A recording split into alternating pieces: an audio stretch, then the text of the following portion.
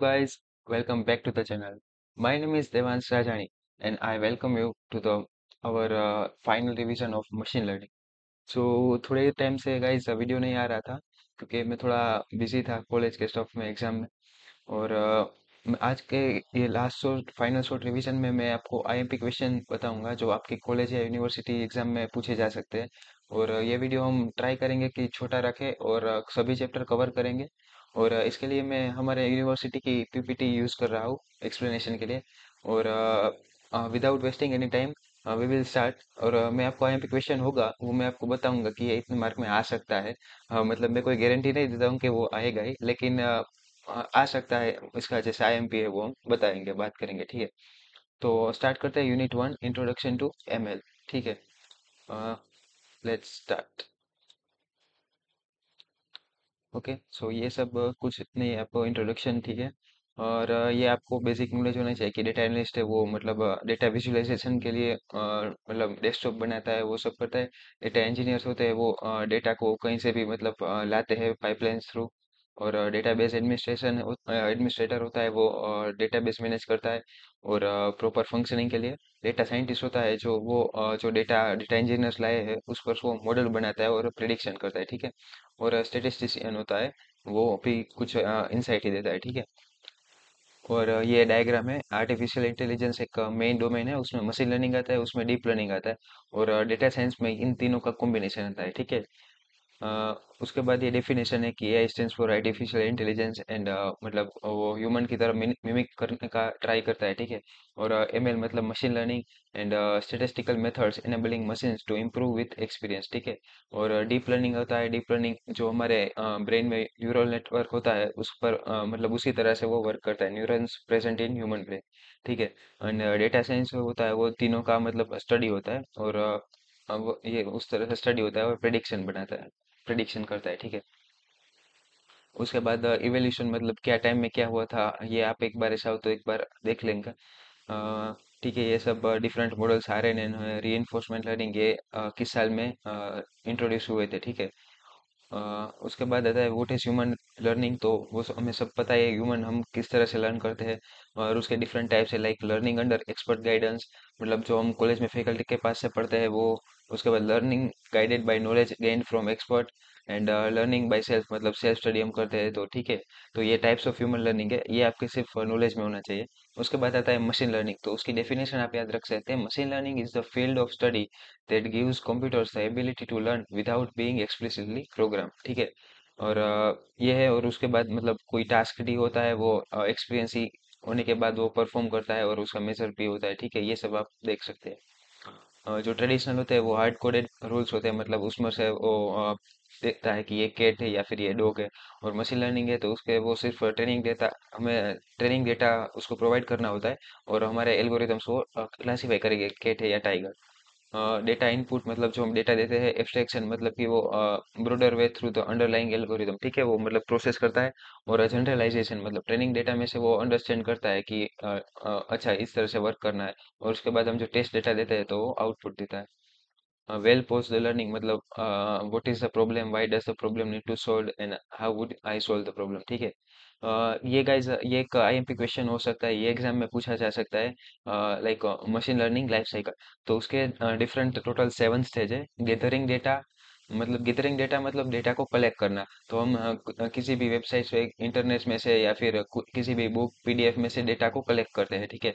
उसके बाद data preparation मतलब जो डेटा आया है उसको हम प्रॉपर एक फॉर्मेट में करेंगे, ठीक है, उसको मैनेज करेंगे। उसके बाद आता है डेटा रेंगलिंग। डेटा रेंगलिंग मतलब कुछ नहीं, डेटा प्री प्रोसेसिंग या फिर क्लीनिंग, ठीक है। इसको आप क्लीनिंग कर सकते हैं या फिर डेटा प्री प्रोसेसिंग भी कह सकते हैं। मतलब उसमें हम क्या करते हैं, डेटा में जो मिसिंग वैल्यू होते हैं उसको हैंडल करते हैं, मिसिंग वैल्यू, डुप्लीकेट वैल्यू या फिर कोई आउटलायर होता है तो उसको हम क्लीन करते हैं, रिमूव करते हैं, ताकि हमारा मॉडल अच्छे से प्रेडिक्ट कर पाए। तो उसे वो डेटा रेंगलिंग में आता है। उसके बाद आता है एनालाइज डेटा, मतलब इसमें हम डेटा के एनालाइज करेंगे कि ये किस प्रकार का डेटा है, लाइक ये कंटिन्यूअस डेटा है, न्यूमेरिकल डेटा है, और लाइक डिस्क्रीट है या फिर बाइनरी है, ठीक है। मतलब हम डेटा को एनालाइज करेंगे और डिसाइड करेंगे which model we have to use. उसके बाद आता है ट्रेन मॉडल, मतलब हमने देख लिया कि ओके ये बाइनरी क्लासिफिकेशन का डेटा है, तो हम उसमें लॉजिस्टिक रिग्रेशन यूज करेंगे क्योंकि वो हमें बाइनरी क्लासिफिकेशन में ज्यादा हेल्प करता है, ठीक है। उसके बाद आता है टेस्ट मॉडल, मतलब हमने ट्रेनिंग कंप्लीट कर ली तो हम देखेंगे कि टेस्टिंग में कितनी एक्यूरेसी आती है वो सब, ठीक है। और डिप्लॉयमेंट, मतलब हमने हमारा मॉडल अच्छे से प्रेडिक्ट कर पा रहा है, तो वो हमारा सिर्फ लैपटॉप में रहे, हमारे कंप्यूटर में रहे, तो वो कुछ यूज का नहीं है, ठीक है। तो हम उसको मतलब सभी पब्लिक के लिए बाहर पब्लिक कर दे, तो हमें इसे डिप्लॉयमेंट कहते हैं, मतलब कि डेटा कोई भी वो मॉडल यूज कर सकता है, ठीक है। तो आप ये बिल्कुल पढ़ के जाएगा, ये मशीन लर्निंग लाइफ साइकिल आपको 6 to 8 मार्क्स में आ सकता है, ठीक है। तो ये हमारा आज का पहला क्वेश्चन है, लाइक जो एग्जाम में आपको आ सकता है, ठीक है। Let's get to next one. तो ये सब उसके स्टेप है, देखिए गैदरिंग डेटा, मतलब यहाँ पे files, database, internet, mobile device से हम डेटा गैदर करते हैं, ठीक है। और उसको इंटीग्रेट करते हैं डिफरेंट सोर्सेज में से डेटा लेके। उसके बाद आता है डेटा प्रिपरेशन, तो इसमें आप कलेक्टिंग डेटा, उसको prepare it for further steps, ठीक है। और डेटा एक्सप्लोरेशन, मतलब हम डेटा का नेचर एक्सप्लोर करना है कि किस टाइप का डेटा है, ठीक है। उसके बाद आता है डेटा रेंगलिंग। डेटा रेंगलिंग मतलब डेटा प्री प्रोसेसिंग, उसमें missing values, duplicate data, invalid data, noise, ये सब हमको उसको रिमूव करना का डेटा में से, ठीक है, डेटा सेट में से। तो ये है डेटा रेंगलिंग। उसके बाद आता है डेटा एनालिसिस, तो इसमें हम देखेंगे कि एनालिटिकल टेक्निक सिलेक्ट करेंगे, मतलब कौन सा मॉडल बेस्ट रहेगा, building models, review the result, ठीक है। मतलब कि क्लासिफिकेशन है, रिग्रेशन है, क्लस्टर एनालिसिस है, एसोसिएशन है, वो सब हम आइडेंटिफाई करेंगे इन डेटा एनालिसिस, ओके। उसके बाद आता है ट्रेन मॉडल, मतलब हम हमारे मॉडल को डेटा सेट देते हैं मॉडल सिलेक्ट करने के बाद, और उसको ट्रेनिंग देते हैं। और उसके बाद टेस्टिंग होता है हमारा मॉडल का कि कितनी एक्यूरेसी दी, कितना प्रिसीजन रिकॉर्ड किया है, ठीक है। उसके बाद आता है डिप्लॉयमेंट, मतलब कि लास्ट स्टेप होता है डिप्लॉयमेंट। और हमारे प्रीपेड मॉडल को हम पब्लिकली अवेलेबल करते हैं, ठीक है। Deployment phase is similar to making the final report of a project, ठीक है। उसके बाद टाइप्स ऑफ मशीन लर्निंग, ये आ सकता है और नहीं, मतलब ये आ सकता है, पर लाइक 6 मार्क्स में आ सकता है, like different types of learning, supervise learning, unsupervise learning और री, ठीक है। और सुपरवाइज में क्लासिफिकेशन और रिग्रेशन आते हैं, और अनसुपरवाइज में क्लस्टरिंग और एसोसिएशन आते हैं। और क्लासिफिकेशन में मतलब या फिर 0 हो या फिर 1 हो, उसे हम क्लासिफिकेशन करते हैं। रिग्रेशन में ये आता है कि हम कोई भी हाउस प्राइस प्रेडिक्शन करते हैं तो कंटिन्यूअस डेटा में, ठीक है, तो वो रिग्रेशन में आता है। और क्लस्टरिंग और एसोसिएशन, मतलब उसके क्लस्टर बनाने, सपोज कि कोई कस्टमर है तो फ्रीक्वेंटली वो चीज़ बाय करते हैं, तो उसका हम एक ग्रुप बनाएंगे। उसके बाद कोई like different mobile phone purchase करते हैं, उसका एक क्लस्टर बनाएंगे, तो वो सब एक क्लस्टरिंग में आता है। और एसोसिएशन में ये आएगा कि कोई कस्टमर का हमारे पास रिकॉर्ड होगा, डिफरेंट कस्टमर्स के, लाइक वो ब्रेड और बटर परचेज करता है, दूसरा है तो वो फिर बटर और मिल्क परचेज करता है। तो उस पर से हम एक रिलेशनशिप फाइंड करेंगे कि कोई भी अगर ब्रेड लेता है तो वो बटर लेगा ही लेगा, क्योंकि ब्रेड और बटर दोनों साथ में खाते हैं, ठीक है। तो ये कुछ एसोसिएशन है, इसका हम डिटेल में अभी पढ़ेंगे आगे, ठीक है। तो ये हो गया टाइप्स ऑफ मशीन लर्निंग, ये भी आप गो थ्रू कर लेगा। सुपरवाइज लर्निंग में क्या होता है, मेन तो लेबल ट्रेनिंग डेटा होता है, ठीक है। और मतलब लेबल ट्रेनिंग डेटा में इनपुट और आउटपुट दोनों हम प्रोवाइड करते हैं मॉडल को।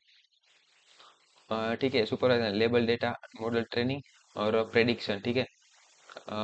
क्लासिफिकेशन होता है वो डिस्क्रीट वैल्यू के लिए होता है, like you can see here ये क्लास 0 है, ये 1 है, ठीक है। और रिग्रेशन होता है वो प्रेडिक्ट रियल वैल्यूज आउटपुट, ठीक है, मतलब ये कंटिन्यूअस डेटा है।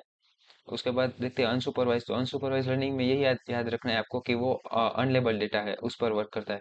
और वो अपने आप से फाइंड करेगा in which models are not supervise using training data set, ठीक है, वो अपने आप से पैटर्न फाइंड आउट करेगा।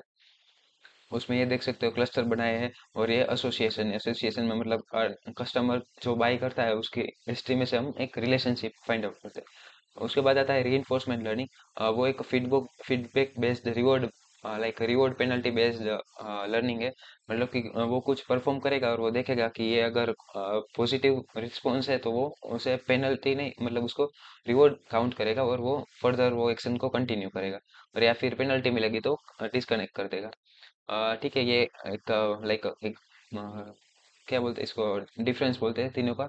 तो आप ये एक बार गो थ्रू कीजिएगा वीडियो को पॉज करके, ठीक है। और उसमें एल्गोरिथम में linear regression, logistic regression, support vector machine and, ठीक है, ये सब सुपरवाइज के, अनसुपरवाइज में K means, PCA, DB scan, और रीइंफोर्समेंट में क्यू लर्निंग और सारसा, ठीक है। और ये did you know okay, when not use ML as मतलब इजी टास्क होता है ये। इसके बाद ये भी थोड़ा एक आईएमपी टॉपिक हो सकता है, एप्लीकेशंस ऑफ मशीन लर्निंग, मतलब कहाँ कहाँ पे मशीन लर्निंग यूज होता है, like manufacturing, retail, health care and life science, travel and hospitality, financial service, energy and utilities. ठीक है, मैन्युफैक्चरिंग में मतलब हम कोई भी नई चीज बनाते हैं तो उसकी प्रोसेस ऑप्टिमाइजेशन या फिर लाइक वारंटी, रिजर्व एस्टिमेशन और वो सब। और रिटेल में मतलब हम किस तरह से हमारा बिजनेस ग्रो करे, ठीक है। और हेल्थ केयर में डिसीज प्रिडिक्शन के लिए, और ट्रैवल हॉस्पिटैलिटी में यहाँ पे डायनेमिक प्राइसिंग है, मतलब कोई भी फेस्टिवल में प्राइसिंग हाई हो जाती है। उसके बाद फाइनेंशियल सर्विस और एनर्जी में, ठीक है। तो ये एक आईएमपी क्वेश्चन हो सकता है, लाइक 6 to 8 मार्क्स।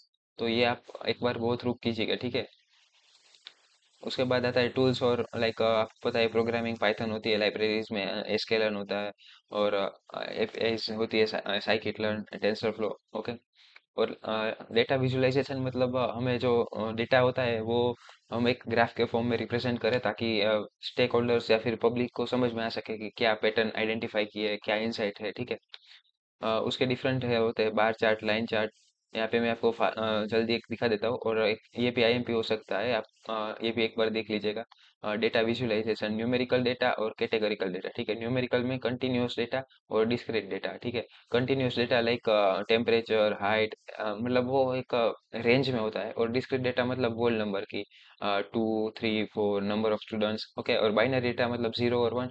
नॉमिनल मतलब more than 2 classes. And ordinal मतलब उसमें 2 और मोर क्लासेस होता है, लेकिन ऑर्डिनल है मतलब कि उसका ऑर्डर मैटर करता है, ठीक है। तो ये एक बार ये आप चार्ट याद रख लीजिएगा, ये भी आ सकता है एग्जाम में, ठीक है। उसके बाद different line chart, scatter plots, bar chart, heat map. ठीक है, हम देखते हैं लाइन चार्ट है तो वो एक मतलब डेटा पॉइंट्स को रिप्रेजेंट करता है, और उसके बाद कनेक्ट करने पर वो एक लाइन चार्ट बनाता है। और टाइम टाइम सीरीज डेटा के लिए वो लाइन चार्ट बेस्ट रहता है। स्कैटर प्लॉट मतलब एफिशिएंट मेथड है। जब मतलब हमें एक्स एक्सिस और वाई एक्सिस पे हम डेटा को स्कैटर कर देते हैं, उसके बाद हम उसको एनालिसिस करते हैं, ठीक है। ये स्कैटर प्लॉट है। उसके बाद बार चार्ट मतलब कंपैरिजन करना है अगर दो कैटेगरी का, डिस्प्लेइंग कैटेगरिकल डेटा, ठीक है। मतलब कैटेगरी को कंपेयर करने के लिए। उसके बाद आता है हीट मैप। हीट मैप होता है graphical representation of the display data in matrix format, ठीक है। और यहाँ पे आप देख सकते हो डिफरेंट कलर, मतलब जिसकी फ्रीक्वेंसी हाई होगी उसका कलर ज्यादातर यहाँ पे लाइक यहाँ पे देख सकते हो, हाँ, पर्पल कलर है या फिर रेड कलर है, ठीक है।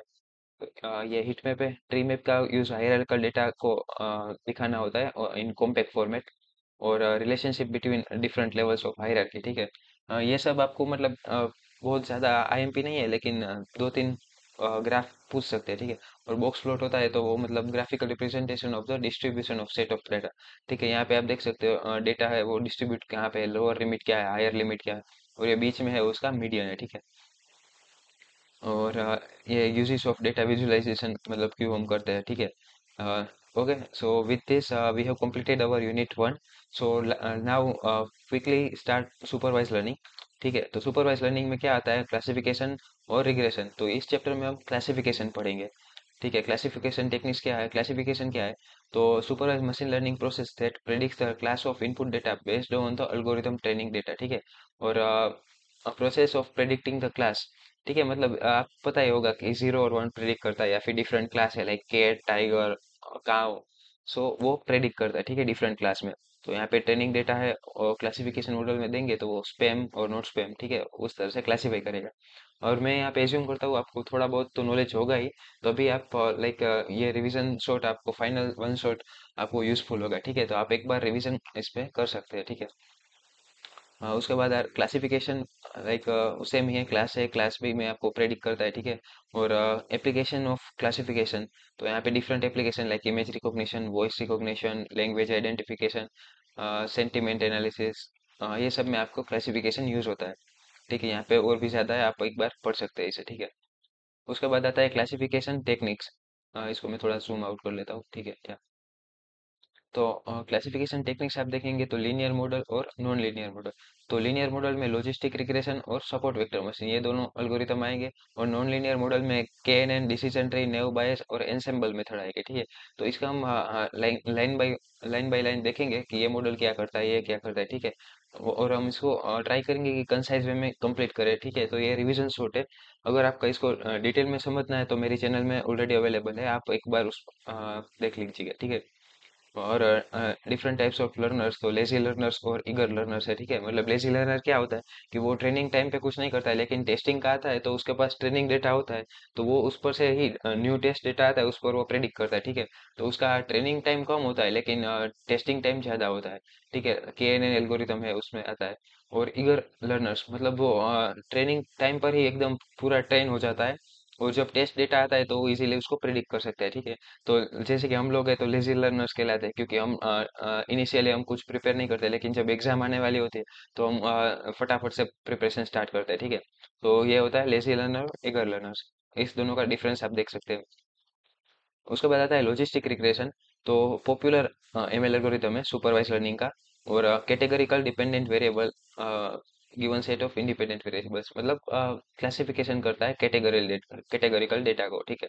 और एक इसमें हम फंक्शन यूज करते हैं सिग्मोइड, जो हमें प्रोबेबिलिटी देता है बिटवीन 0 to 1। और उस पर से हम देखते हैं यहाँ पे एक लाइक, हाँ यू कैन सी हियर, यहाँ पे एक ग्राफ दिया गया है एस कर्व का, ठीक है। हाँ एस कर्व का। और यहाँ पे 1 है और यहाँ पे 0 है, ठीक है। और यहाँ पे थ्रेशोल्ड वैल्यू मतलब कि ये 0.5 है, ठीक है।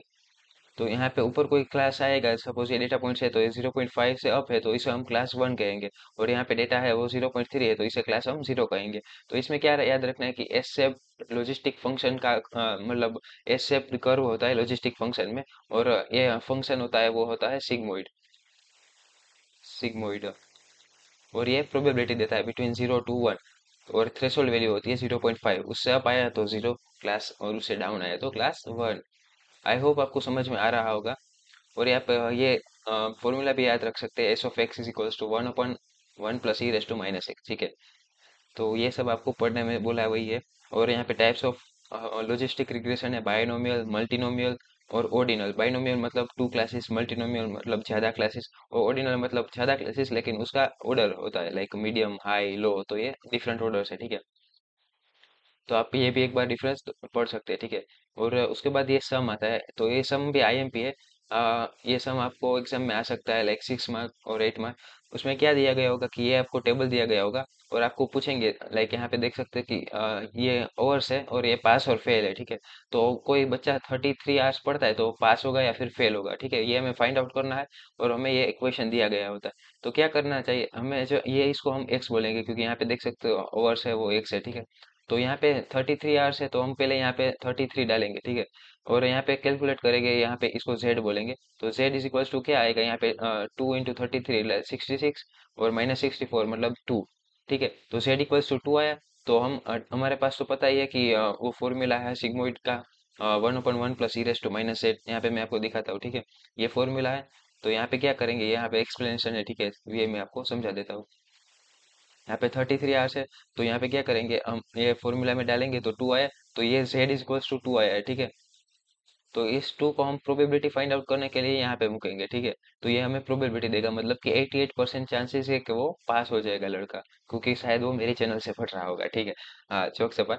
सो इस तरह से क्वेश्चन 1 है। और क्वेश्चन 2 हमें दिया गया है कि 95% प्रोबेबिलिटी है कि वो पास हो जाए, तो वो कितनी घंटा पढ़ रहा होगा, ठीक है। तो यहाँ पे मैं ये क्या करना है, ये फॉर्मूला में रिवर्स करना है, मतलब यहाँ पे p is equals to 1/1 + e⁻⁻, तो 95% है तो 0.95। तो इसका कैलकुलेशन करेंगे तो यहाँ पे आपको z मिल जाएगा, ठीक है। यहाँ पे z फाइंड आउट करना है क्योंकि यहाँ पे प्रोबेबिलिटी दी गई है। तो यहाँ पे z माइनस माइनस कैंसिल हो जाएगा और z इक्वल्स टू +2.94, ठीक है। और तो इसको हम सीधे डायरेक्ट ये फॉर्मूला में पुट कर सकते हैं, ठीक है। यहाँ पे 2.94 है, -64 ये फॉर्मूला है, तो यहाँ पे ओवर्स हम कैलकुलेट कर सकते हैं, ठीक है। तो ये था लॉजिस्टिक रिग्रेशन का, ठीक है। तो आप ये एग्जांपल भी ट्राई कर सकते हैं अपने आप से, मैंने आपको एक समझा दिया, ठीक है। और उसके एडवांटेज और डिसएडवांटेज है ये भी एक बार आप पढ़ सकते हैं कि डेटा सेट लिनियरली सेपरेबल हो तभी लॉजिस्टिक रिग्रेशन काम करता है, लेकिन रियल लाइफ में डेटा इतना लिनियरली सेपरेबल नहीं होता है, ठीक है। अजम्पशन ऑफ लिनियरिटी, ठीक है, ये इसका मेन ड्रॉबैक है। नेक्स्ट हम चलते हैं सपोर्ट वेक्टर मशीन पे। सपोर्ट वेक्टर मशीन एसवीएम, ठीक है। और based on smaller data set on complex one, ठीक है, मतलब दोनों के लिए वर्क करता है। वर्क बेस्ड इन क्लासिफिकेशन, लेकिन रिग्रेशन में भी काम करता है लेकिन बेस्ट क्लासिफिकेशन करता है। और find a hyperplane that best separates the two classes, okay. और उसके एप्लीकेशन है यहाँ पे आप देख सकते हो। उसके बाद एसवीएम में देखेंगे तो हम मतलब लॉजिस्टिक रिग्रेशन है वो प्रोबेबिलिटी देता है, हमने देखा कि 0 और 1 में आंसर देता है। लेकिन सपोर्ट वेक्टर मशीन है वो स्टेटिस्टिकल अप्रोच है। उसके बाद लीनियर डेटा है तो लीनियर एसवीएम यूज करेंगे, लेकिन नॉन लीनियर डेटा हो तो नॉन लीनियर एसवीएम यूज करेंगे। और नॉन लीनियर एसवीएम में मतलब हम कर्नल्स का यूज करेंगे, ठीक है। यहाँ पे देख सकते हो, यहाँ पे ये सेपरेबल है। और मेन जो कि एसवीएम का पार्ट है ये भी आपका आईएमपी क्वेश्चन है एसवीएम। ये आपको 6 to 8 मार्क्स में इजीली पूछा जा सकता है एग्जाम में। तो यहाँ पे आप देख सकते हो डिफरेंट डेटा पॉइंट्स है यहाँ पे, यहाँ पे। तो यहाँ पे जो नजदीक है ये लाइन से, ये लाइन से ये फर्स्ट डेटा है तो इसको हम सिलेक्ट करेंगे, और यहाँ इस लाइन से ये डेटा सबसे नजदीक है। तो इन दोनों को सपोर्ट वेक्टर बोलते हैं, ठीक है। और सपोर्ट वेक्टर से हम एक ऐसी लाइन बना देते हैं दोनों साइड से, ठीक है। और ये जो डिस्टेंस है इसको हम मार्जिन बोलते हैं, और ये मिनिमम मार्जिन होगा ना तो इसको हम ऑप्टिमल हाइपर प्लेन बोल सकते हैं, ठीक है।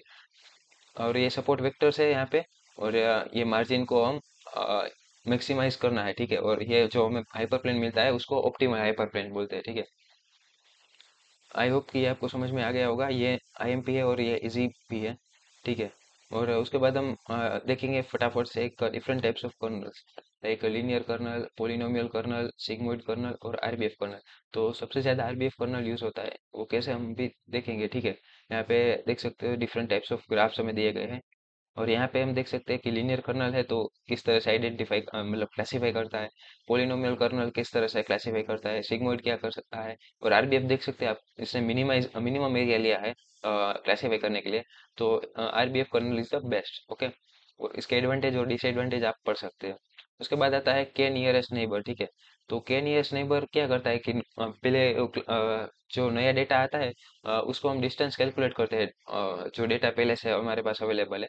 और उस पर से हम देखते हैं जिसके पास लाइक जिसका डिस्टेंस मिनिमम होगा और जिसकी मेजर वोटिंग होगी हम उसको वह क्लास दे देंगे। आप उसको एक एग्जांपल से देखते हैं।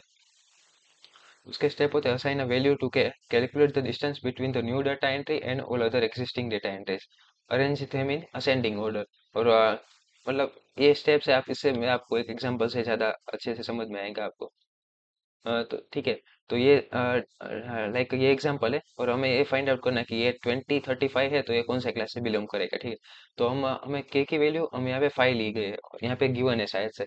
लेकिन हमें के की वैल्यू ओड लेनी है, लाइक 3 5, क्योंकि अगर इवन लेंगे तो हमें लास्ट में थोड़ा प्रॉब्लम हो सकता है। तो के की वैल्यू 5 लेंगे और उसके बाद हम यूक्लिडियन फॉर्मूला है डिस्टेंस का, उससे कैलकुलेट करेंगे डिस्टेंस सभी का। यहाँ पे आप देख सकते हो x2 y2 है, ये हमें गिवन है। और हमें x1 y1 है वो टेस्ट डेटा है, उस पर से हमें क्लास प्रिडिक्ट करना है। तो यहाँ पे डिस्टेंस हमने कैलकुलेट कर लिया है डिफरेंट टाइप का, यहाँ पे देख सकते हो। और डिस्टेंस कैलकुलेट होने के बाद ये देख सकते हो आप यहाँ पे ये कंप्लीट टेबल बन गया है और डिस्टेंस यहाँ पे दिया गया है, ठीक है। अब हम इस डिस्टेंस को असेंडिंग ऑर्डर में अरेंज करेंगे, लाइक यहाँ पे 14.14 है तो मिनिमम है तो उसको हम फर्स्ट रखेंगे, यहाँ पे देख सकते हो आप इस तरह से, ठीक है। तो ये 14.14 है, इसको हम पहले रखेंगे। और उसके बाद यहाँ पे 5 है, मतलब के इज इक्वल्स टू 5 है तो हम पहले 5 को लेंगे, यहाँ पे देख सकते हो। ये 5 को देखेंगे उसके बाद उसके क्लास को देखेंगे, लाइक एक बार रेड आया, 2 बार रेड आया और 3 बार रेड आया, ठीक है। तो रेड की मतलब काउंट 3 है और 2 ब्लू है। तो हम मेजर को सिलेक्ट करेंगे 3, मतलब हमारा क्लास न्यू होगा उसका कलर क्या होगा, रेड, ठीक है। तो ये होता है के नियरेस्ट नेबर का, ठीक है। यहाँ पे मैं आपको दिखा देता हूँ न्यू एंट्री, ठीक है, एंट्री रेड है, ठीक है। तो ये आपको थोड़ा कैलकुलेटिंग करना पड़ता है, लेकिन इजी है, आपको हो जाएगा, ठीक है। ये एग्जांपल है, आप एक बार खुद से ट्राई कीजिएगा, इजी है, हो जाएगा। एडवांटेज और डिसएडवांटेज, उसके बाद आता है नेव बेस क्लासिफायर, मतलब वो एक स्टेटिस्टिकल क्लासिफिकेशन टेक्निक है। और इसमें हम क्या करेंगे, क्लासीफाई करेंगे, क्लासिफिकेशन के लिए ये एल्गोरिथम यूज होता है। और have higher accuracy and speed on large data set. ठीक है। तो उसके एजम्पशन क्या है, मेन यही है कि मतलब इंडिपेंडेंट होने चाहिए, मतलब कोई भी इवेंट हो तो दूसरा इवेंट उस पर अफेक्ट नहीं करना चाहिए। ठीक है। और continuous feature for normally distributed and, ये आप देख सकते हो। ठीक है। और उसका दोनों का तीनों का डिफरेंस है, ये भी आप देख लें। मेन जो है, जो एग्जाम में आ सकता है, वो ये है फॉर्मूला ऊपर से क्वेश्चन। ठीक है। तो यहाँ पे probability of C given X, मतलब एक्स है वो ऑलरेडी हो चुकी है, तो सी होगी, उसकी क्या प्रोबेबिलिटी है वो हमें फाइंड आउट करना है, तो उसको हम पोस्टेरियर प्रोबेबिलिटी कहते हैं। तो इसका फॉर्मूला है C given X is equal to, ये क्या याद रख सकते हो, दोनों को रिवर्स कर दो, तो एक्स गिवन सी इंटू सी और अपॉन पी ऑफ एक्स। ठीक है। तो ये इसका फॉर्मूला है, ये आप याद रख लीजिएगा। और ये भी क्वेश्चन आपको 6 to 8 मार्क्स में इजीली पूछा जा सकता है। ठीक है। ये सम हो सकता है। ठीक है। मतलब उसके डिफरेंट मेथड है, लाइक सिंगल फीचर हो तो और मल्टीपल फीचर हो तो यहाँ पे देख सकते हो, ये उसका फॉर्मूला है। और उसका डिफरेंट स्टेप्स है। यहाँ पे एग्जाम्पल दिया गया है कि वेदर हमें दिया गया है और तो प्ले करे या फिर नहीं। ठीक है। तो उसका पहला स्टेप है फ्रीक्वेंसी टेबल बनाना है। मतलब यहाँ पे आप देख सकते हो डिफरेंट टाइप्स ऑफ वेदर दिए गए हैं, तो सनी, ओवरकास्ट, रेनी। ठीक है। तो हमने क्या किया, ओवरकास्ट, सनी और रेनी ये तीन है, और ये हमारा आउटपुट है, मतलब टारगेट है। तो उसको नो और यस में क्लासिफाई कर लिया। ठीक है। तो अब हम ओवरकास्ट को पहले पकड़ के देखेंगे कि ओवरकास्ट यहाँ पे है, यहाँ पे है, यहाँ पे है, यहाँ पे है। ठीक है। तो 4 बार ओवरकास्ट है, तो उसमें से 2 बार यस आए, 3 बार यस आए, 4 बार यस आए। तो यस 4 बार आए, नो 0 बार आए। ठीक है। इसी तरह से सनी और रेनी का देखेंगे और उसका फ्रीक्वेंसी कैलकुलेट करेंगे। ठीक है। तो फटाफट से चलते हैं स्टेप 2 के। ओके। स्टेप 2 में क्या करेंगे, हम प्रोबेबिलिटी काउंट करेंगे। प्रोबेबिलिटी किसकी, पहले तो इसकी करेंगे, इन दोनों की। तो टोटल हमारे पास कितने हैं, 4 + 5 9 +5 10 9 14। ठीक है। तो यहाँ पे टोटल 14 है। तो इसके क्या हो गए, 5/14 और इसकी 9/14, मतलब प्रोबेबिलिटी ऑफ नो और प्रोबेबिलिटी ऑफ यस ये होगी। और उसके बाद हम ये इसकी प्रोबेबिलिटी काउंट करेंगे, probability of overcast, Sunny and rainy. ठीक है। तो ओवरकास्ट कितनी बार आया है, 4 बार, टोटल कितना है 14, 4/14। ये कितना बार आया है सनी, 3 + 2 5, 5/14। रेनी कितनी बार है, 2 + 3 5/14। ठीक है। और उसके बाद स्टेप 3 में क्या करेंगे, हम posterior probability of no and yes count करेंगे। ठीक है। तो यहाँ पे देख सकते हैं ओवरकास्ट नो। तो ये क्या, ओवरकास्ट मतलब हमने खेला नहीं है कभी, जब ओवरकास्ट हो तो। ठीक है। इसका मतलब ये होता है कि हम प्ले नहीं करेंगे कभी जब ओवरकास्ट हो तो। ठीक है। मतलब हमने खेला नहीं है जब ओवरकास्ट हो तो उसकी प्रोबेबिलिटी के लिए क्या सिंपल क्या कर सकते हैं, यहाँ पे ये काउंट करेंगे और डिवाइड बाई ये। इसी तरह से ओवरकास्ट यस 4/9, सनी और नो तो 3/5, सनी और यस 2/9, रेनी और नो तो 2/5 और रेनी यस 3/9। ठीक है। यहाँ पे आप देख सकते हो सबकी प्रोबेबिलिटी आ गई है। तो ये स्टेप 2 था हमारा। स्टेप 3 क्या करना है हमें, calculate the probability of playing when the weather is overcast. मतलब प्रोबेबिलिटी ऑफ प्लेइंग, मतलब yes when the weather is overcast, मतलब कि हम खेलेंगे कभी जब वेदर ओवरकास्ट हो। तो प्रोबेबिलिटी ऑफ, पहले क्या आया यस, और बाद में क्या आया ओवरकास्ट, तो यस गिवन ओवरकास्ट। ठीक है। तो हमने फॉर्मूला देखा ही था, इस दोनों को रिवर्स करना है, मतलब overcast given yes into yes divide by probability of overcast. ठीक है। तो ये देखेंगे 0.98 आ गया, तो मतलब ओवरकास्ट होगा तो ये लोग खेलेंगे ही खेलेंगे। ठीक है। ये हमारा आंसर है।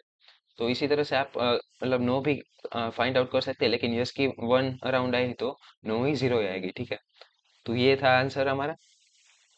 तो आप इसी तरह दूसरे एग्जाम्पल है वो भी एक बार खुद से ट्राई कर सकते हैं। ये थोड़ा लेंथी हो जाएगा अगर हम सब करने लगेंगे तो। ठीक है। तो आप अपने आप से ट्राई कीजिएगा, बहुत इजी है।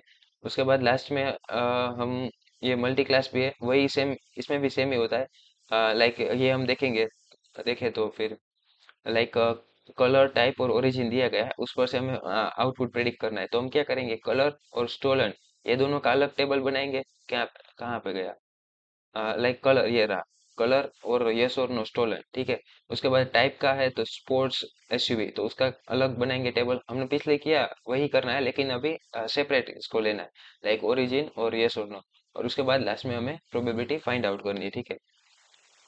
ये आप अपने आप से ट्राई कीजिएगा, और एडवांटेज और डिसएडवांटेज है वो भी एक बार देख लीजिएगा। उसके बाद आता है डिसीजन ट्री, तो वो भी सुपरवाइज लर्निंग का है और ग्राफिकल रिप्रेजेंटेशन करता है, हायरार्किकल ट्री स्ट्रक्चर होता है।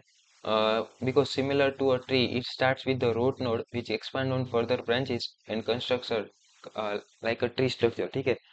तो यहाँ पे आप देख सकते हो डिसीजन नोड मतलब कि रूट नोड है, उसके बाद डिफरेंट नोड है, और जो लास्ट नोड होता है आउटपुट वो लिफ नोड होता है, ठीक है। और इसकी डेफिनेशन है, और उसमें डिफरेंट टाइप्स लाइक हमें रूट नोड सिलेक्ट करने के लिए एएसएम मेथड होती है, एट्रीब्यूट सिलेक्शन मेजर। और उस पर मतलब उसको कैलकुलेट करने के डिफरेंट मेथड है like information gain and entropy, या फिर तो गिनी इंडेक्स, ठीक है। तो इंफॉर्मेशन गेन और एंट्रोपी हम कैलकुलेट करेंगे उस पर से जिसकी मैक्सिमम इंफॉर्मेशन गेन आएगी, मतलब कि जो एट्रीब्यूट में सबसे ज्यादा वैल्यू देता है, तो उसको हम पहले सिलेक्ट करेंगे, ठीक है। और गिनी इंडेक्स ये होता है कि वो एक मेजर होता है, मतलब जितनी ज्यादा गिनी इंडेक्स उसको हम सिलेक्ट नहीं करेंगे, लो गिनी इंडेक्स वाले को हम पहले सिलेक्ट करेंगे, ठीक है। तो maximise the value of information gain having the highest information gain is split first, it can be calculated using the below formula, ठीक है। एंट्रोपी ऑफ एस मतलब कि टोटल एंट्रोपी, मतलब पूरे डेटा सेट की। वेटेड एवरेज मतलब उसकी मतलब कितने लाइक प्रोबेबिलिटी टाइप होता है, जो favourable outcomes upon total multiplied by entropy of each features, ठीक है। ये हम देखते हैं आगे। और एंट्रोपी कैलकुलेट करने के लिए minus P of yes into log of P of yes minus P probability of no into log of probability of no, ठीक है। और Gini index is a measure of impurity और purity by creating a decision tree, ठीक है। और low Gini index should be preferred as compared to the high Gini index, ठीक है।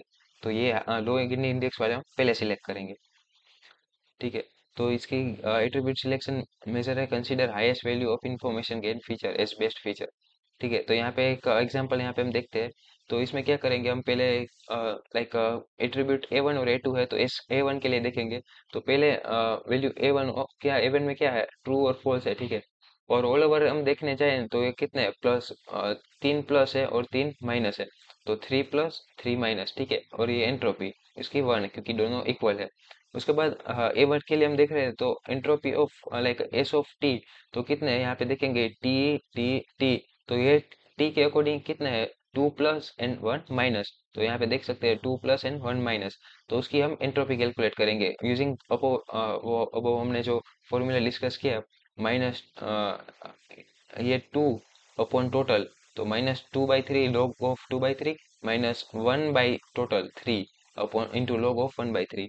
और इसी तरह से फॉल्स का देखेंगे, यहाँ पे फॉल्स फॉल्स फॉल्स, तो उसमें वन पॉजिटिव और टू नेगेटिव है, वन पॉजिटिव और टू नेगेटिव, तो यहाँ पे one upon total one by three into log of one by three minus two upon total two by three log, इस तरह से, ठीक है। उसके बाद से हम गेन कैलकुलेट करेंगे, gain entropy of S minus like यहाँ पे आप देख सकते हो कितने थ्री अपॉन टोटल कितने six into entropy of S of true minus three above six and entropy of S of false, ठीक है। इस वजह से हमें इंफॉर्मेशन गेन मिलती है। इसी तरह से हमने एट्रीब्यूट टू के ए टू के लिए फाइंड आउट किया, ठीक है।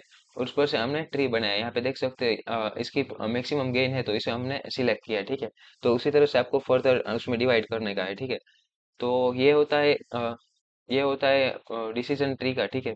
तो इसमें ज्यादा एग्जांपल है, आप खुद से एक बार ट्राई कीजिएगा, इजी है। थोड़ा लेंथी प्रोसेस है तो इसलिए मैं भी नहीं कर रहा हूँ। उसके बाद आते हैं असेंबल मेथड्स। तो असेंबल मतलब कि कॉम्बिनेशन ऑफ मल्टीपल मॉडल्स, ठीक है। तो collection of models make prediction, ठीक है। असेंबल में दो मेथड होते हैं, बेगिंग और बूस्टिंग। बेगिंग में मतलब पैरेलल प्रोसेसिंग होता है, और बूस्टिंग में सीक्वेंशियल होता है, मतलब एक एक बाई, ठीक है, इस तरह से कुछ होता है। और मतलब उसमें हमें एक सबसेट सिलेक्ट करना होता है, डेटा सेट हमें दिया होता है, उसमें से हमें थोड़ा डेटा सेट सिलेक्ट करना होता है, और उसका सैंपलिंग करके हमें सभी मॉडल को देना होता है ट्रेनिंग के लिए। और वो सब मॉडल वोट करता है कि उसने क्या आउटपुट प्रेडिक्ट किया। उसको मैं एग्जांपल से आपको दिखाता हूँ। जैसे कि ओरिजिनल डेटा है तो उसने हमें उसने डिफरेंट ग्रुप में डिवाइड किया है, और उसके बाद क्लासिफाई किया और उसको कलेक्ट किया है। तो यहाँ पे आप देख सकते हो एग्जांपल है, एक्चुअल डेटा है, उसमें मतलब एक्चुअल डेटा को तीन पार्ट में डिवाइड किया, और तीन मॉडल को मतलब वो ट्रेन किया, और उसने आउटपुट दिया यहाँ पे हैप्पी हैप्पी और सैड। तो यहाँ पे दो बार हैप्पी आया तो फाइनल आउटपुट हैप्पी होगा, ठीक है। तो ये होता है बैगिंग का कंसेप्ट। और उसके बाद आता है रैंडम फॉरेस्ट। तो रैंडम फॉरेस्ट भी यही होता है कि मतलब वो मेजोरिटी वोटिंग पर काम करता है, और मल्टीपल डिसीजन ट्री को कंबाइन करने के बाद रैंडम फॉरेस्ट बनता है, यहाँ पे आप देख सकते हैं, ठीक है। और बूस्टिंग होता है वो सिक्वेंशियल वर्क करता है, मल्टीपल सिंपल मॉडल्स मतलब उसमें वीक लर्नर होते हैं, जैसे KNN होता है, ठीक है। और एडा बूस्ट होते हैं, ग्रेडियंट बूस्टिंग मशीन, ठीक है। तो यहाँ पे सिक्वेंशियल वर्क होता है उसका। और यहाँ पे आप देख सकते हो सिक्वेंशियल वर्क हो रहा है, ठीक है। तो इसी के साथ हमारा यूनिट 2 होता है सुपरवाइज लर्निंग का, उसमें हम एल्गोरिदम पढ़ लिए। तो अभी हम स्टार्ट करेंगे यूनिट 2 का second part, which is classification के लिए जो इवोल्यूशन पैरामीटर्स होते हैं, evolution matrix for classification technique. तो उसमें सबसे पहले आता है कंफ्यूजन मैट्रिक्स, ठीक है। तो यहाँ पे प्रेडिक्टेड क्लास होता है, यहाँ पे एक्चुअल क्लास मतलब कि ट्रू क्लास होता है। तो पॉजिटिव पॉजिटिव, नेगेटिव नेगेटिव। तो पॉजिटिव भी प्रेडिक्ट भी पॉजिटिव किया, एक्चुअल भी पॉजिटिव किया, तो ट्रू पॉजिटिव। प्रेडिक्ट पॉजिटिव किया लेकिन एक्चुअल में तो नेगेटिव था। तो इसमें क्या है, आप याद रख सकते हैं कि यहाँ पे पॉजिटिव है तो पहले पॉजिटिव है, और लेकिन हमने वो प्रेडिक्ट उसको गलत किया है तो आगे फॉल्स लगा दीजिएगा, ठीक है। तो यहाँ पे नेगेटिव प्रेडिक्ट नेगेटिव किया है तो नेगेटिव, लेकिन करेक्ट तो पॉजिटिव है ना, तो फॉल्स हो गया तो फॉल्स नेगेटिव। और प्रेडिक्ट भी नेगेटिव किया और एक्चुअल भी नेगेटिव है तो ट्रू नेगेटिव, ठीक है। और इसके बाद यहाँ पे ट्रू पॉजिटिव, ट्रू नेगेटिव, ठीक है, वो आपको फाइंड आउट करने होते हैं। फॉल्स पॉजिटिव ये भी आप देख सकते हैं, मेन है इसमें ये formula, accuracy true positive plus true negative upon total, ठीक है। तो ये इससे हमें एक्यूरेसी मिलती है कि हमारा मॉडल कितना अच्छे से वर्क किया, ठीक है। ये आप एक बार देख सकते हैं। प्रिसीजन मतलब कि हमने टोटल प्रेडिक्शन किया, टोटल लाइक इस ट्रू पॉजिटिव अपन true positive plus false positive, मतलब हमने जितने भी पॉजिटिव प्रेडिक्ट किया उसमें से कितने पॉजिटिव करेक्ट है, ठीक है। तो प्रिसीजन में हमारा जो प्रेडिक्शन होता है उसे हम बेस लेते हैं। मतलब कि हमने सपोज कि 100 में से 50 पॉजिटिव प्रेडिक्ट किया, लेकिन वो 50 में से कितने करेक्ट पॉजिटिव है, लाइक 50 में से 45 करेक्ट पॉजिटिव है, तो हमारा प्रिसीजन हाई होगा, ठीक है। तो ये आप याद रख सकते हैं कि प्रीसीजन पी से है तो यहाँ पे सभी पी वाले टर्म ही आएंगे, TP upon TP plus FP, ठीक है। तो ये प्रीसीजन का हो गया। उसी तरह से आता है रिकॉल, उसे सेंसिटिविटी या फिर ट्रू पॉजिटिव रेट भी कहते हैं। रिकॉल में ऐसा होता है कि टोटल जो हमारा ट्रूथ होता है उसे हम बेस लेते हैं। तो मतलब सभी पॉजिटिव में से हमने कितने पॉजिटिव करेक्ट आइडेंटिफाई किए, ठीक है।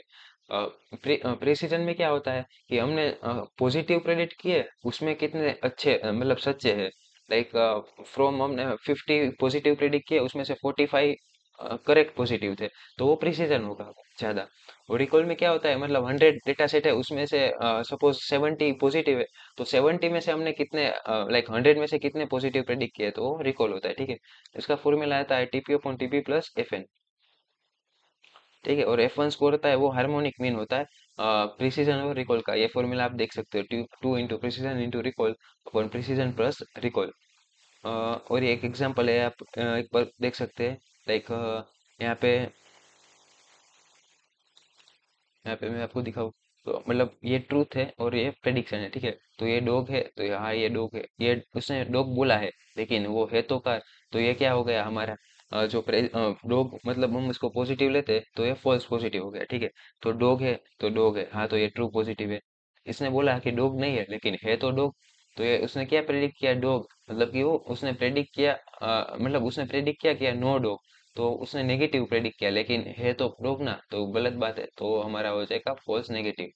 इसी तरह से आप देख सकते हैं डिफरेंट एग्जांपल्स है, ठीक है। तो एक अगर आप देख लीजिएगा, ये भी आईएमपी है, आपको पूछा जा सकता है, ठीक है। ये फॉर्मूला हो गया प्रिसीजन रिकॉल का। For precision think about predictions as your base, और for recall think about truth as your base, ठीक है। और ट्रेड ऑफ होता है मतलब प्रिसीजन और रिकॉल का, क्योंकि प्रिसीजन ज्यादा होगा तो रिकॉल कम होगा, और रिकॉल ज्यादा होगा तो प्रिसीजन कम होगा। क्योंकि आप देखेंगे प्रिसीजन के फॉर्मूला में और like TP upon TP plus F P आता है, ठीक है। और रिकॉल का क्या होता है, TP upon TP plus F N. तो अगर एफ पी बढ़ेगा, लाइक सपोज एफ पी कम हुआ तो प्रिसीजन बढ़ेगा, एफ पी कम होगा तो एफ एन ज्यादा होगा, एफ एन ज्यादा होगा तो रिकॉल कम होगा, ठीक है। तो इस तरह से दोनों का ट्रेड ऑफ होता है, मतलब या तो हमें प्रिसीजन ज्यादा मिलेगा या फिर रिकॉल, दोनों में ज्यादा नहीं मिल सकते, ठीक है। ये थोड़ा थियरी है, आप एक बार गो थ्रू कर लीजिएगा, ठीक है।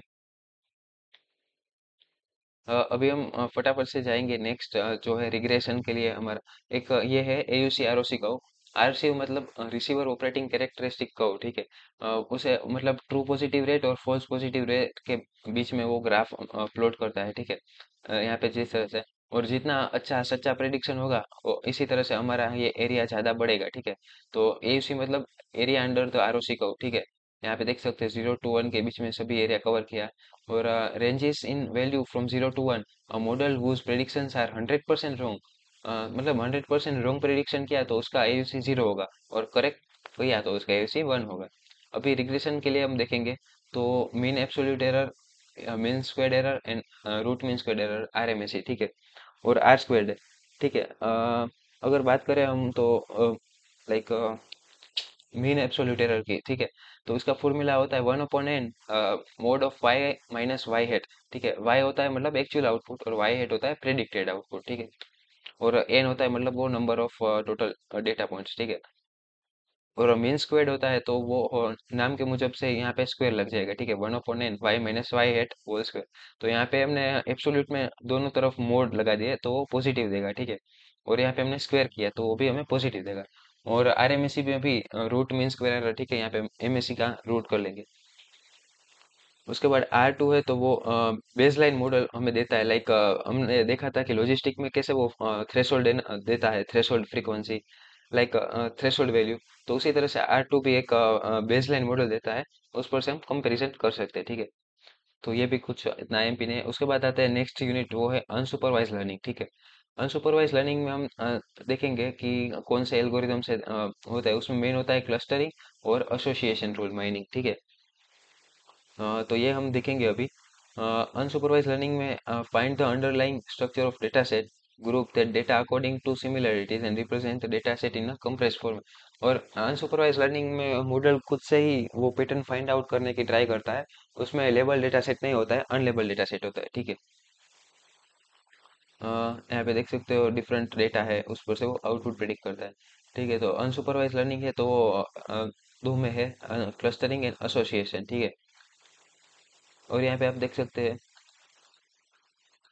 Unsupervised clustering, clustering and association rule mining, ठीक है। लर्निंग क्लस्टरिंग में आता है K means clustering, hierarchical clustering, DB scan. और एसोसिएशन में आता है apriori, apriori algorithm and FP growth, ठीक है। तो ये वो भी हम देख लेंगे। Clustering is a method of grouping the objects into clusters such that objects with most similarities remain into a group। मतलब कि सिमिलर आइटम्स हो कि वो एक ग्रुप में रहेगी। और एसोसिएशन में हम क्या करेंगे, हम एक रिलेशनशिप फाइंड करेंगे between different parameters in large data set, ठीक है। Like people who buy X item are also tend to purchase Y item, ठीक है। तो वो मार्केट बास्केट एनालिसिस हम देखेंगे। तो ये इसके दोनों का डिफरेंस है, एक बार आप देख लीजिएगा, ठीक है। क्लस्टरिंग मतलब ग्रुप सिमिलर थिंग्स टुगेदर। यहाँ पे देख सकते हैं डिफरेंट क्लस्टर है, और उसका ऐसा नहीं कि सर्कल ही बने, इसका शेप आर्बिटरी भी, मतलब यहाँ पे देख सकते हैं कोई भी हो सकता है। ठीक है। तो ये उसके थोड़े एप्लीकेशन है। टाइप्स ऑफ क्लस्टरिंग की बात करें तो centroid based, density based, connectivity based, distribution based and fuzzy clustering, ठीक है। यहाँ पे देख सकते हो पार्टीशनिंग क्लस्टरिंग मतलब सेंट्रोइड बेस्ड क्लस्टरिंग, और उसमें हमें के की वैल्यू देनी पड़ती है कि इतने क्लस्टर बनाओ, तो वो उसके हिसाब से क्लस्टर बनाता है, ठीक है। उसके बाद डेंसिटी बेस्ड क्लस्टरिंग मतलब हमने यहाँ पे डेटा पॉइंट्स, यहाँ पे ज्यादा डेंसिटी है तो उसको एक क्लस्टर बना दिया, और यहाँ पे ये इसकी ज्यादा डेंसिटी है तो इसको एक क्लस्टर बना दिया, ठीक है। डिस्ट्रीब्यूशन बेस्ड क्लस्टरिंग में क्या होता है कि data divided based on the probability, like probability जितनी होगी उसके मुजब से वो एक डिफरेंट क्लस्टर बनाएगा। और गॉसियन डिस्ट्रीब्यूशन, ठीक है। हायरार्किकल क्लस्टरिंग में एक ट्री लाइक होता है, मतलब ट्री के जैसा होता है, जिसे हम डेंडोग्राम कहते हैं।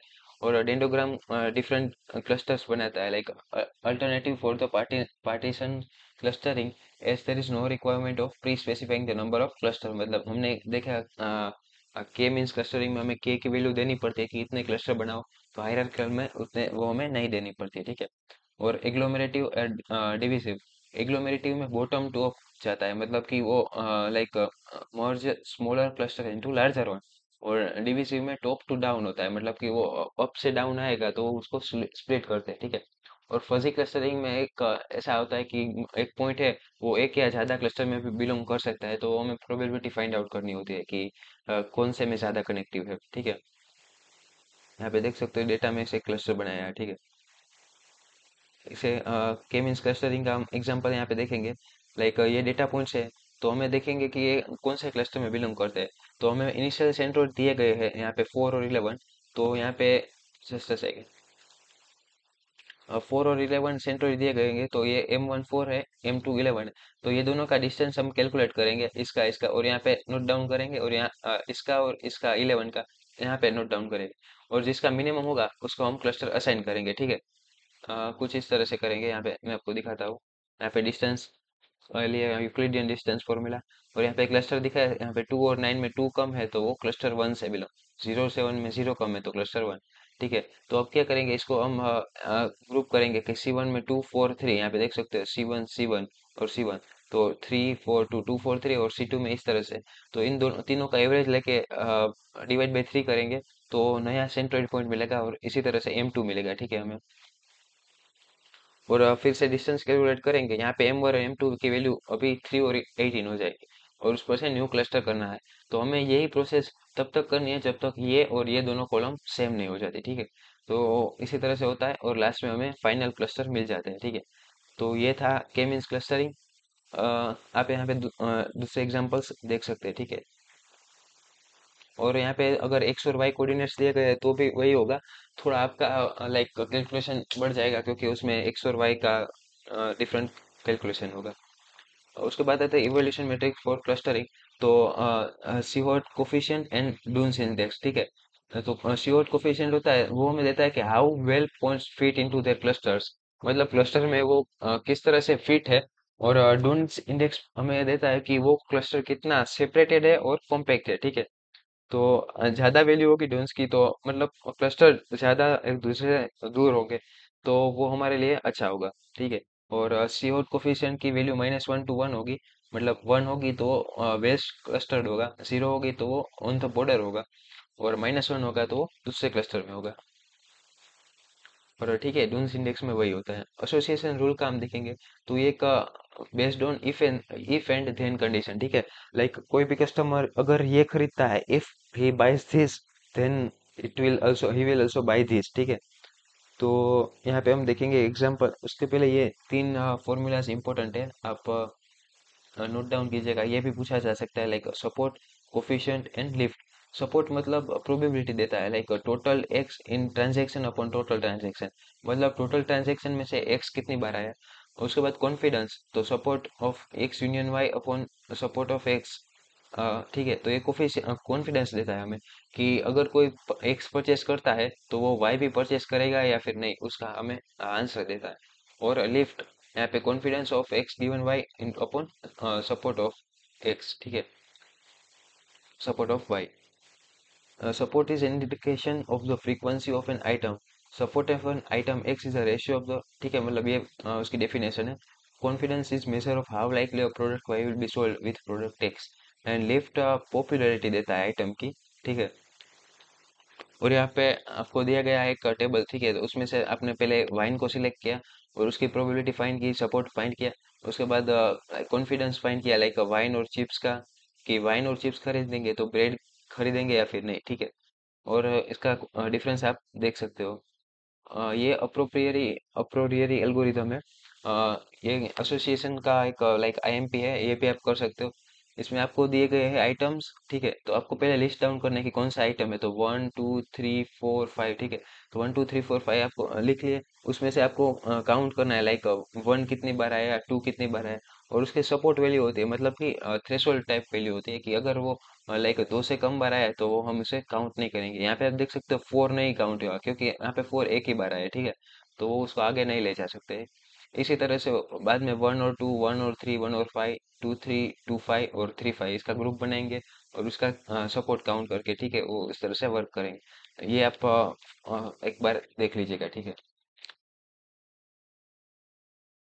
और उसके बाद आता है एडवांटेज डिसएडवांटेज, और उसके बाद आता है एफपी ट्री एल्गोरिथम, ठीक है। तो उसमें भी हम एक ट्री टाइप बनाते हैं। और लाइक एप्रोरी एल्गोरिथम में क्या होता है कि candidate sets have to be built, candidate sets the algorithm has to repeatedly scan the database, तो उसमें थोड़ा कैलकुलेशन ज्यादा हो जाता है, इसलिए हम एफपी ट्री यूज करते हैं, ठीक है। तो उसके डिफरेंट लाइक स्टेप्स है, ये भी आप एक बार देख लीजिएगा। यहाँ पे आइटम्स दिए गए हैं, तो उसका भी हमें पहले फ्रीक्वेंसी टेबल बनाना है, ठीक है। यहाँ पे देख सकते हो आइटम कितनी बार, कौन कौन सी आइटम है कितनी बार आई है। तो उसमें हमें सपोर्ट, यहाँ पे मिनिमम सपोर्ट 3 है, तो जो 3 से कम होगा, लाइक डी है वो एक ही बार आया तो उसको हम रिमूव कर देंगे। ठीक है, इस तरह से हम उसका सपोर्ट यूज कर सकते हैं और नया टेबल बना के उसकी फ्रीक्वेंसी काउंट करेंगे। ठीक है, लाइक यहाँ पे एफ 4 बार आया, सी 4 बार, तो हमने इसमें से और इसमें दोनों में देखेंगे इसमें से कौन सी आइटम यहाँ पे है मोस्ट फ्रीक्वेंट में, उसको ही हम लिखेंगे। ठीक है, असेंडिंग ऑर्डर में, लाइक डिसेंडिंग ऑर्डर में, लाइक एफ 4 बार आया तो उसको पहले लिखेंगे और पी 3 बार है तो उसको लास्ट में लिखेंगे। और उस पर से हम एक ऐसे ट्री जैसा बनाएंगे और उस पर से हम फाइंड आउट करेंगे। ठीक है, तो ये था एफ पी ट्री ग्रोथ। इसके एग्जाम्पल है, आप एक बार खुद से ट्राई कीजिएगा तो समझ में ज़्यादा आएगा। और वरना ये थोड़ा वीडियो भी लेक्चर ज़्यादा बढ़ जाएगा, इसलिए मैं इसको कंसाइज रखता हूँ। लास्ट चैप्टर है न्यूरल नेटवर्क। ठीक है, तो न्यूरल नेटवर्क में मतलब हमारा ब्रेन जैसे काम करता है उसी तरह से न्यूरल नेटवर्क भी काम करते हैं। लाइक यहाँ पे हमारा ब्रेन में आप देखेंगे यहाँ पे, तो यहाँ पे डेंड्राइट है। ठीक है, जहाँ से हमें इंफॉर्मेशन गेन होती है। उसके बाद यहाँ पे एक्सोन है, जो दूसरे को like as dendrites which receive signals, a cell body which process the signals. ठीक है, और एक्सोन होता है वो सिग्नल दूसरे न्यूरॉन को भेजता है। ठीक है, तो ये हमारे ब्रेन का न्यूरॉन होता है, उसका स्ट्रक्चर है। ठीक है, ये थोड़ा बायोलॉजिकल है। ये भी आप एक बार देख लीजिएगा, यहाँ पे देख सकते हो दो कनेक्टेड है न्यूरॉन्स। हम डायरेक्ट जाएंगे हमारे आर्टिफिशियल न्यूरल नेटवर्क और परसेप्ट्रॉन में। तो यहाँ पे आर्टिफिशियल न्यूरल नेटवर्क है, बायोलॉजिकली इंस्पायर्ड है, और like similar to human brain as neurons interconnected. ठीक है, ये थोड़ा थियोरेटिकल है। तो आप यहाँ पे देख सकते हो, यहाँ पे है हमारा ब्रेन का न्यूरॉन और ये है आर्टिफिशियल न्यूरल नेटवर्क। यहाँ पे डेंड्राइट है जो रिसीव करता है सिग्नल, उसके बाद एक्सॉन से यहाँ पे दूसरे न्यूरॉन में जाता है। इसी तरह से हमारे एएनएन में देखे तो ये नोड, इसको नोड बोलते हैं। और यहाँ पे सब इनपुट है, X1 X2 Xn, और ये इसके वेट्स है, लाइक ये कितने कनेक्टेड है, इसकी स्ट्रेंथ क्या है, लाइक W1 W2। और ये हमारा न्यूरॉन है और यहाँ पे वाई देता है आउटपुट, इसे हम बोलते हैं वाई हेड। ठीक है, लाइक डेंड्राइट्स है तो इनका हमारा इनपुट से, सेल न्यूक्लियस है तो उसका नोड्स है। ठीक है, तो इस तरह से perceptron is the basic building block और single node of a neural network inspired from the neurons that are found in the brain. ठीक है, और न्यूरॉन परसेप्ट्रॉन है वो एक सिंगल नोड टाइप है। यहाँ पे हम देखे यहाँ पे ठीक है, X1 X2 ये सब इनपुट है और इसे हम बायस टर्म कहते हैं, यहाँ पे ऐड किया है। ठीक है, यहाँ पे समेशन होएगा सबका, like W1 X1 plus W2 X2 up to WM XM, यहाँ पे देख सकते हो। और प्लस W0, इसको हम बायस कहते हैं, लाइक W0 × 1 वो W0, इसको बायस बोलते हैं। और समेशन को हम एक्टिवेशन फंक्शन में देंगे, लाइक एक्टिवेशन फंक्शन हमें देगा कि कौन से न्यूरॉन को एक्टिवेट करना है या फिर नहीं, एंड लाइक दैट वो भी हम देखेंगे। उस पर से वाई हेड मतलब क्या आउटपुट देगा। ठीक है, ठीक है, ये सब इनपुट्स है और उस पर वेट है और दोनों का समेशन होगा और बायस टर्म ऐड होगा और वो हमें आउटपुट देगा। ठीक है, एक्टिवेशन फंक्शन है वो एक लाइक मैथमेटिकल फंक्शन है known as activation function, map the input to the output and execute activations. ठीक है, तो यहाँ पे एक्टिवेशन फंक्शन का थियरी दी गई है। यहाँ पे different types of activation function है, ये हम देखेंगे। लाइक स्टेप फंक्शन है, स्टेप फंक्शन तो वो जीरो देगा या फिर वन देगा, लाइक नेगेटिव होगा लेस देन जीरो तो जीरो देगा, या फिर पॉजिटिव होगा ग्रेटर देन जीरो तो वन देगा। तो पॉसिबल जीरो हो सकता है या फिर वन। उसके बाद आता है सिग्नम, लाइक वो नेगेटिव के लिए -1 देगा, यहाँ पे -2 है तो भी -1 ही देगा, और पॉजिटिव होगा तो वो 1 देगा। ठीक है, और उसकी पॉसिबिलिटी लाइक -1 है 1 है। उसके बाद linear, like f(x) is equals to x, तो एक ये हमें एक स्ट्रेट लाइन मिलेगी और उसका कोई लाइक लिमिट नहीं है, -∞ टू +∞। उसके बाद आता है रेल्यू जो कि मोस्ट फेमस है। वो लाइक जीरो देगा या फिर मैक्सिमम ऑफ जीरो, या फिर जो हमें जेड है उसका देगा। लाइक यहाँ पे देख सकते हो, जो यहाँ पे माइनस है तो वो जीरो दे रहा है, लेकिन यहाँ पे जैसे ही पॉजिटिव हुआ तो वो मैक्सिमम दे रहा है, यहाँ पे 1 2। ठीक है, उस तरह से। और उसकी रेंज देखेंगे तो या तो जीरो होगी और या फिर लाइक (0 to ∞) के बीच में होगी। ठीक है, और ठीक है, a(x) equals to max of 0 to x। उसके बाद आता है लीकी वैल्यू, तो यहाँ पे एक टर्म ऐड किया गया है ए। ठीक है, तो यहाँ पे माइनस होगा तो वो नेगेटिव देगा और या फिर पॉजिटिव देगा। उसकी रेंज होती है -इनफाइनाइट टू +इनफाइनाइट। और यहाँ पे आप 10H का देख सकते हो, वो -1 या -1 to 1 उसके बीच में देगा उसका फॉर्मूला। और यहाँ पे सिग्मोइड है, यहाँ पे जो 0 to 1 के बीच में प्रोबेबिलिटी देता है, ठीक है। और ये सॉफ्ट मैक्स है, जब मल्टी क्लास क्लासिफिकेशन करना होता है तो उसके लिए होता है सॉफ्ट मैक्स। यहाँ पे एक ये सब डिफरेंट ग्राफ्स है और उसके आउटपुट है, ये आप इसका स्क्रीनशॉट ले सकते हैं, ठीक है। और एप्लीकेशन ऑफ न्यूरल नेटवर्क है, ये आप एक बार खुद से देख सकते हैं। और perceptron is a single layer neural network and multi layer perceptron is called neural network, ठीक है। यहाँ पे डिफरेंट नोड्स है, इनपुट लेयर है, हिडन लेयर और आउटपुट लेयर। और यहाँ पे कैलकुलेशन होती है वेट और इनपुट की। उसके बाद एक्टिवेशन फंक्शन में देता है और जो आउटपुट देता है वो फाइनल आउटपुट लेयर में देता है। और यहाँ पे हम लाइक अगर सिग्मोइड लगाया है तो वो प्रोबेबिलिटी देगा 0 और 1 output layer, input layer, hidden layer, output layer, ठीक है। तो ये आप देख सकते हैं। और इनपुट लेयर, आउटपुट लेयर, ठीक है। और न्यूरल नेटवर्क में मतलब मोस्ट प्रोबेबली रेल्यू सभी जगह यूज होता है इन हिडन लेयर्स, ओके। और आउटपुट लेयर में बाइनरी क्लासिफिकेशन होगा तो सिग्मोइड होगा, ठीक है। और मल्टी क्लासिफिकेशन होगा, मल्टी क्लास क्लासिफिकेशन, तो सॉफ्ट मैक्स होगा। और डिफरेंट टाइप्स है like MLP, CNN, convolution neural network, RNN। तो CNN है वो इमेज वीडियो के लिए बेस्ट रहेगा, RNN है वो सीक्वेंस ऑफ डेटा के लिए बेस्ट रहेगा। ट्रांसफॉर्मर्स है लाइक GPT, तो वो ट्रांसफॉर्मर्स यूज करता है। ऑटो एनकोडर्स, GAN मतलब generative adversarial networks like fake data generation के लिए GAN यूज होता है। और कम्पिटिटिव न्यूरल नेटवर्क, ठीक है। ये आप एक बार PPT में से रीड कर सकते हो और इसका डिफरेंस है। तो गाइज ये था हमारा like one shot revision of machine learning, जिसमें हमने ट्राई किया है सभी चैप्टर्स कवर कर सके। और लाइक अभी थोड़ा मेरा हेल्थ थोड़ा नहीं अच्छा था, तो मैं अच्छे से बोल नहीं पाया, समझा नहीं पाया, लेकिन आई होप फिर भी आपको समझ में आ गया होगा। और इसकी PPT की लिंक मैं आपको डिस्क्रिप्शन में दे दूंगा। ये मेरे यूनिवर्सिटी, मारवाड़ यूनिवर्सिटी की PPTs है। और वो मैं यूज़ कर रहा हूँ, ठीक है। एंड अगर आपको कुछ डाउट हो तो प्लीज़ कमेंट में बता दीजिएगा। एंड या आई होप आपको सब समझ में आ गया होगा। तो प्लीज़ लाइक कीजिए, शेयर कीजिए और सब्सक्राइब कीजिए, क्योंकि कल मेरी भी फाइनल एग्जाम है। लेकिन आज अभी रात को मैंने लाइक वन शॉट रिवीजन बनाया है।